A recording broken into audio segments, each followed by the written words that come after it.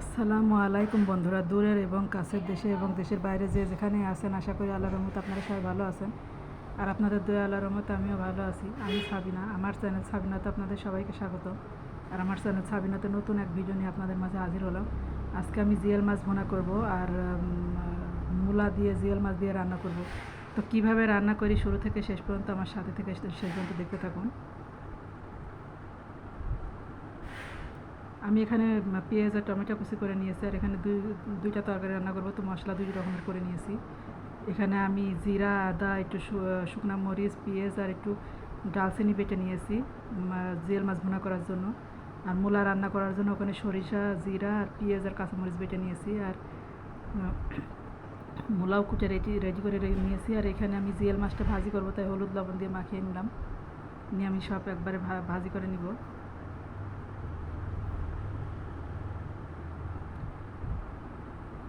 আমি দিয়েই ঢাকনা দিয়ে ঢেকে দেবো, কারণ মাছটা ফোটে আর ডিমওয়ালা মাছ বেশি ফোটে। আর এখানে ভাজি করা হয়ে গেছে, তো মাছ করে উঠাই নিছি। আর ওই তেলের মধ্যে আর একটু তেল দিয়ে পেঁয়াজ দিয়ে দিলাম।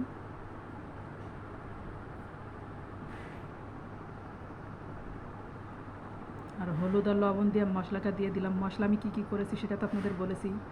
জিরা, আদা, একটু পেঁয়াজ, শুকনা মরিচ আর অল্প একটু ডালচিনি দিয়ে আমি বেটে নিয়েছি একসাথে। আর আমি পানি দিয়ে দিলাম, তার মধ্যে আমি ইয়ে দিয়ে দিব, টমেটো দিয়ে দিব।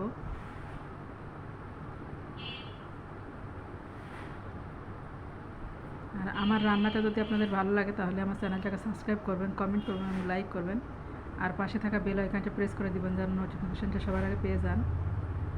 আর এখানে মশলাটা কষানো হয়ে গেছে, তো আমি মাছটা দিয়ে দিলাম, আর দিয়ে আমি পানি দিয়ে দিয়েছি। আর এখানে মাছটা হয়েও গেছে, দেখুন কী সুন্দর কালার এসছে। আর এই মাছ ভাজাটা খেতে মাসাল্লাহ অনেক মজা হয়।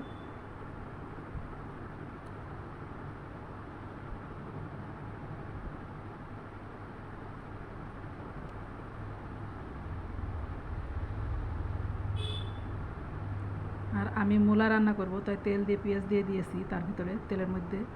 আর যে মশলাটা করেছিলাম সেই মশলাটা দিয়ে দিলাম, আর সাথে লবণ আর হলুদ দিয়ে দিয়েছি। তো আমি পানি দিয়ে একবার মূলাটা দিয়ে দিব, মশলাটা কষাবো না, কারণ ওই মূলা কষানোর সময় মশলাটা কষে যাবে। আর রান্না করতে করতে দেরি হয়ে গেছে, তো নামাজের টাইম পাবো না, এই জন্য আমি তাড়াহুড়া করে রান্নাটা করলাম। তো খেতেও মাসাল্লাহ অনেক মজা হয়েছে।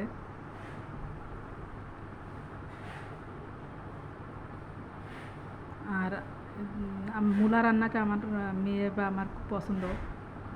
যেভাবে রান্না করেন না কেন, আমার মূলা রান্নাটা খুবই ভালো লাগে খেতে। আর এখানে হয়ে গেছে, মানে শুকাই গেছে ঝোলটা, তো আমি ঝোলের পানি দিয়ে দিব।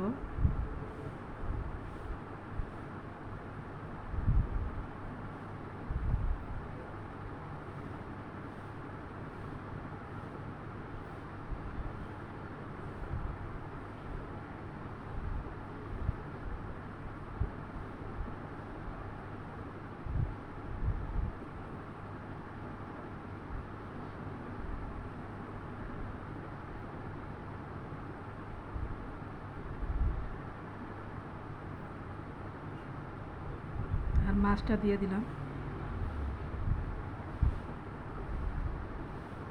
একটা জিল মাছ কেটে আমি 3 টুকরা করে নিয়েছি, নিয়ে আমি মূলার ভিতরে দিয়ে দিলাম। আর এখানে ঝোলটা মনে হচ্ছে সাদা, আসলে সাদা না, কালার ঠিকই আছে। আর রান্নাটা আমি বেশি ভিডিওটা আমি বেশি বড় করব না। আগামীকাল দেখা হবে নতুন এক ভিডিও নিয়ে। আর এখানে আমার রান্না হয়ে গেছে।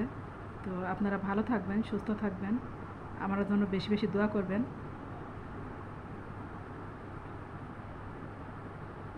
দেখুন কালারটা অনেক সুন্দর আসছে।